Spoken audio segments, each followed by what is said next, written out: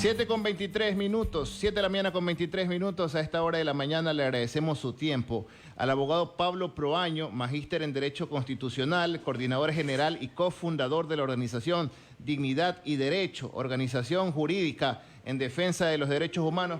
Sí nos gustaría confirmar si él nos escucha. ¿Nos escucha, abogado Proaño? Bienvenido, buenos días. Buenos días, Carlos. Sí, le escucho bien. ¿Ustedes? Gracias, sí, gracias por estar aquí en Buenos Días América. Sí nos gustaría conocer cuál es la postura de la organización Dignidad y Derecho en cuanto a lo resuelto por la Corte Constitucional sobre la eutanasia. Tomemos en cuenta a la audiencia. ¿En qué términos se ha aprobado esto de aquí? ¿Qué es lo que se viene toda vez que la demandante, Paola Roldán, quien padece una enfermedad degenerativa, planteó este tema en nuestro país? ¿Esto se va a dar de forma inmediata? ¿Cuáles fueron los términos contenidos en esta sentencia de la Corte Constitucional? Bienvenido, buenos días. Buenos días. Muchas gracias, Carlos, y muchas gracias a todas las personas que nos escuchan. Bueno, en primera instancia, me gustaría transmitir el mensaje de que consideramos nosotros que en este momento no existe nada que celebrar. Hemos visto en redes sociales varias reacciones respecto a la despenalización de la eutanasia, pero justamente consideramos que ni en el caso específico de Paola Roldán, ni por otros pacientes en enfermedades graves, en situaciones de mucho sufrimiento que puedan acceder a la eutanasia, no consideramos que pues la muerte sea un motivo de celebración. Muy por el contrario, a la organización le preocupa que si es que no se realizan las suficientes salvaguardas, tanto de lo que se puede leer del texto constitucional, como también de la próxima ley que tendrá que tramitarse en la Asamblea Nacional, muchas personas van a morir, personas que no están buscando la muerte, personas que están buscando un alivio al sufrimiento, un tratamiento médico, o personas que simplemente pues no pueden acceder a un servicio privado de salud y pueden verse orillados o forzados pues a practicarse la eutanasia. En ese sentido, pues la sentencia despenaliza la eutanasia cuando sea un médico el que la proponga respecto de un paciente, y aquí pues hay que ser bastante técnicos, hay que leerlo directo de la sentencia, que padezca un sufrimiento intenso proveniente de una lesión necesariamente corporal, grave e irreversible, o una enfermedad física o psicológica que sea grave o incurable. Y en este caso el paciente tendrá que dar su consentimiento de forma personal o por medio de su representante. Esos son los supuestos en los que opera la eutanasia ya desde el momento en que se notificó la sentencia. Tomando en cuenta los términos, ¿no?, de la sentencia, ¿qué debe reformarse en nuestra normativa jurídica toda vez que ha resuelto aquello la Corte Constitucional? Bueno, la Corte ya en la sentencia hace dos modificaciones a la ley. La primera, el artículo 144 del COIP, que es el tipo penal de homicidio. Entonces, el homicidio simple, que se tipifica como la persona que mate a otra, ahora admite esta excepción con estas tres consideraciones: un médico, un paciente que exprese su consentimiento de forma personal o a través de su representante y que tenga pues este tipo de sufrimiento o lesión. Así también la Corte hizo una modificación a varios artículos del Código de Ética Médica del Ecuador que pues indicaba claramente que no se le puede hacer daño al paciente y que no se le puede privar de la vida al paciente. Esos artículos han sido modificados y bueno, luego será un papel de la Asamblea Nacional en la elaboración de una ley que contenga todos estos parámetros, el modificar a lo mejor, por ejemplo, el Código de la Salud u otras normas que tienen que ver también con el tema de la eutanasia. Lo que nos preocupa aquí justamente es que la Corte no ha sido lo suficientemente clara respecto de los parámetros que tienen que cumplirse para que se practique la eutanasia. Una lesión corporal grave, irreversible, una enfermedad grave o incurable, no son términos que han sido definidos en la sentencia, sino que se dejan ya a criterio del legislador. 7:27. Entonces existe como que demasiada ambigüedad, o tal vez utilizando otro término, podría ser discrecional el hecho de que alguien pueda acceder a la eutanasia o no. Así es, Carlos. La eutanasia en este momento está legalizada de una forma considerablemente amplia respecto para personas con dolencias físicas o psicológicas incluso dispuesto para personas menores de edad a través de su representante, porque la Corte no hace una distinción respecto de cómo debe ser el tratamiento para menores de edad. Esto es un tema que nos preocupa sobremanera y que la Asamblea tendrá el deber de corregir, porque si es que no se corrige esto a medida que avanza el proyecto de ley, que se presenta un proyecto de ley, pues lastimosamente veremos a varios grupos de atención vulnerable atacados por la eutanasia o siendo orillados por la sociedad a la eutanasia. Y sí, se ha hablado mucho de libertad, se ha hablado mucho de la decisión del paciente, pero hay que considerar que hay apenas un 3.5% de pacientes en el Ecuador que reciben cuidados paliativos. Entonces, si es que hay pacientes en sufrimiento, enfermos terminales, que no están recibiendo tratamiento adecuado y la atención médica adecuada, ponerlos a ellos a decidir respecto del sufrimiento intenso que tienen es realmente orillarlos a la muerte y así también orillar a la muerte a menores de edad que pueden verse envueltos en este tipo de sufrimientos o enfermedades. ¿Qué es lo que puede modificar la Asamblea Nacional? Hay un encargo para que la Asamblea junto a la Defensoría del Pueblo construyan un proyecto de ley. ¿Qué debe contener ese proyecto de ley y qué puede arreglar de la sentencia de la Corte Constitucional en cuanto a los parámetros para acceder a la eutanasia?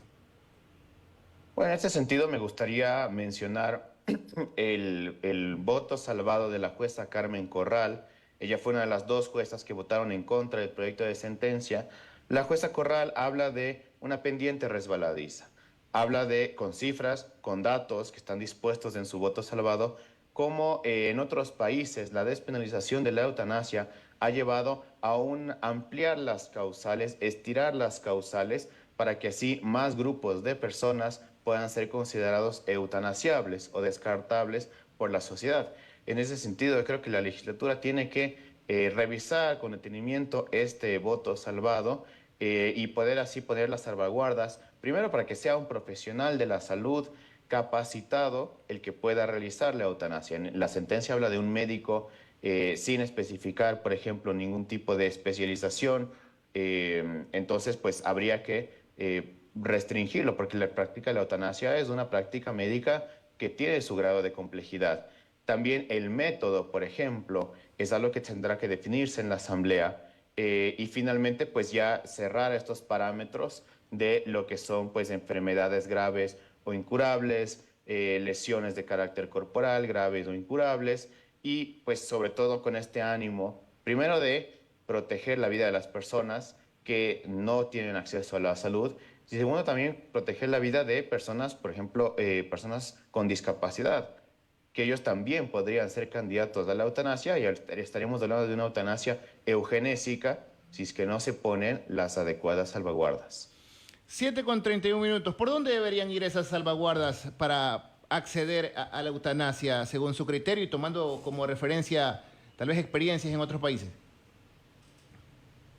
Bueno, en ese sentido, en primer lugar, la Asamblea tiene que trabajar fuertemente por asegurar una provisión de salud, por asegurar que las personas que asisten al sistema público de salud puedan tener medicinas, puedan tener tratamientos, puedan tener asistencia médica. Las familias que tienen un enfermo terminal o que tienen una persona con una enfermedad catastrófica tengan la capacidad económica, pero también psicológica para poder afrontarlo. Si es que no proveemos de servicios de salud mental para las personas con enfermedades terminales, pues estamos orillando a la eutanasia. Entonces, este es un paso previo que tiene que realizarse antes de abrir la eutanasia indiscriminadamente en un país donde el sistema público de salud tiene suficientes deficiencias y luego pues también tendrá que, como le decía, verificarse cuál es el médico que va a realizar la eutanasia, cuál va a ser el procedimiento y cuáles son estos sujetos calificables y por supuesto pues resolver el tema de personas con discapacidad, personas menores de edad y adultos mayores que también podrían fácilmente verse considerados como descartables por una sociedad que ha permitido la despenalización de la eutanasia. En los países en donde se ha permitido la despenalización de la eutanasia, ¿cuál es el método? ¿Cuál es la forma de acceder a esa muerte asistida? Bueno, en primera instancia, yo no soy médico, me encantaría que un médico también pudiera estar en este espacio y hablar sobre el tema. Sin embargo, en países como Canadá, uno de los métodos más utilizados es la inyección letal.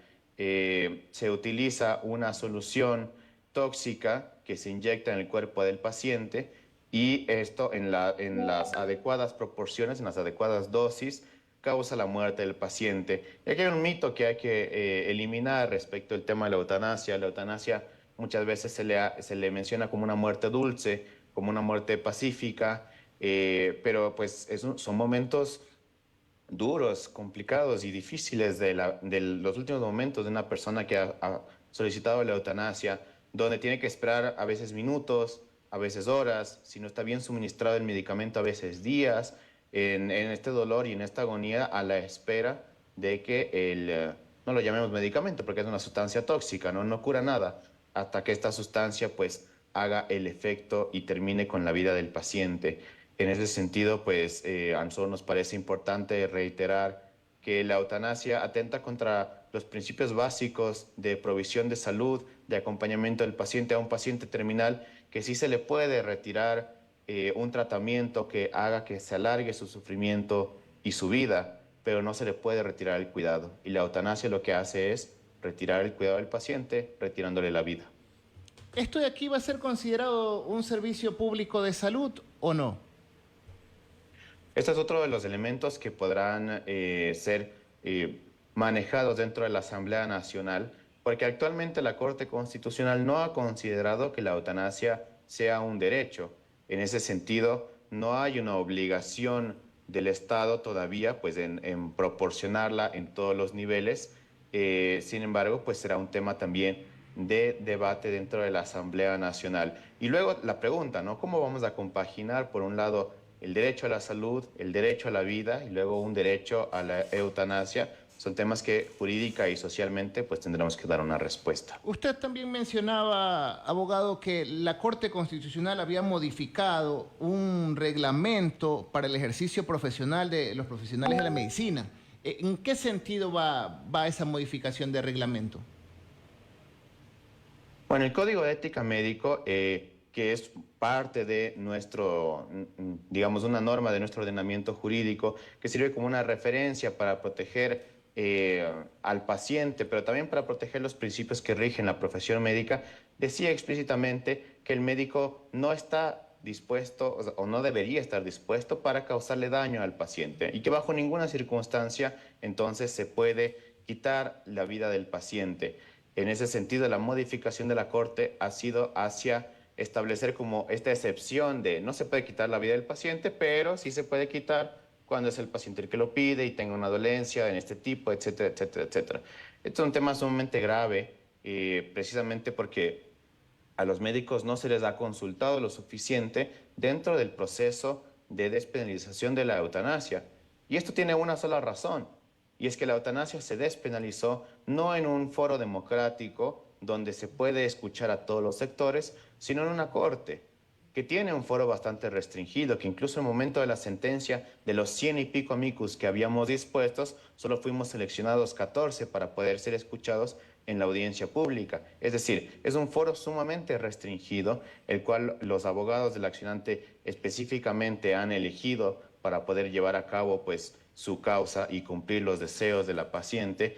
Y en ese caso, pues los médicos son los grandes faltantes en esta edición, aquellos a que se les tiene que preguntar cuál es su opinión respecto de que la Corte modificó el Código de Ética Médico, cuál es su opinión respecto de que la Corte pueda hacer cualquier otra modificación a su código ética y entonces pues cambiar la profesión como ellos quieren. ¿Cuál es su opinión respecto de que la Corte reconozca o no reconozca el derecho a la objeción de conciencia en temas tan importantes como la eutanasia? Y en ese sentido, el debate democrático que se lleva en la Asamblea Nacional tiene que provenir de todos los sectores.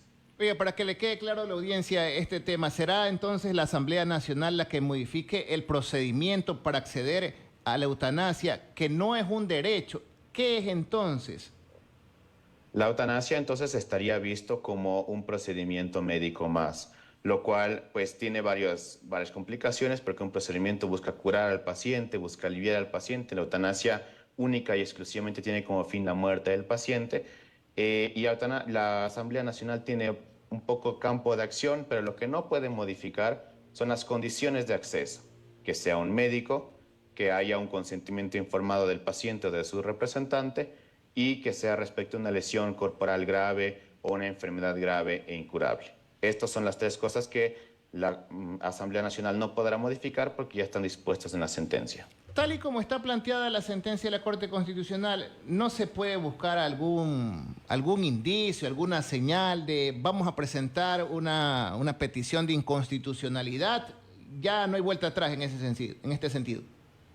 Sí, lastimosamente nuestra Constitución le otorga amplios poderes a la Corte Constitucional, sus sentencias son inapelables, son de obligatorio cumplimiento, son de última instancia, y en ese sentido, pues salvo que haya un fallo o una decisión posterior de la Corte revocando esta decisión, pues esta decisión va a quedar en firme y la eutanasia quedaría en firme. Esto es una cuestión que debe preocupar a los juristas en el sentido de decir hasta qué punto vamos a otorgarle a 5 jueces la potestad de decidir sobre todos los ecuatorianos. De este tema ya hablamos en una anterior entrevista respecto a los límites o las facultades que tiene la Corte Constitucional, hecho que debería ser revisado, ¿no? Allí nosotros nos subimos en esa camioneta, en ese barco nosotros nos subimos, ¿no? Porque hemos visto que hay mucha celeridad en cuanto a ciertos temas vinculados a una agenda progre que quiere un poco liberalidad en todos los sentidos, mientras que mucha lentitud en otros procesos en donde efectivamente hay una afectación a los derechos humanos, pero allí sí, mire, ha dormido el sueño de los justos, debajo del escritorio han de tener los procesos y sobre eso no han dicho absolutamente nada. Alguien debe fiscalizar a la Corte Constitucional, pero eso debería ser motivo de otra discusión. Doctor, muchísimas gracias por su tiempo y sus aportes en Buenos Días América. Muchas gracias a ustedes y también les recomiendo, si es que quieren conocer más sobre el tema, la página web eutanasia.dignidadiderecho.org está disponible, cargada con artículos, con entrevistas, con videos, para que la ciudadanía pueda conocer más sobre este tema, eutanasia.dignidadiderecho.org. Gracias, abogado. El abogado Pablo Proaño, magíster en Derecho Constitucional y coordinador general y cofundador de la organización Dignidad y Derecho, organización jurídica en defensa de los derechos humanos, hablando de la eutanasia en el Ecuador. 7:40 minutos.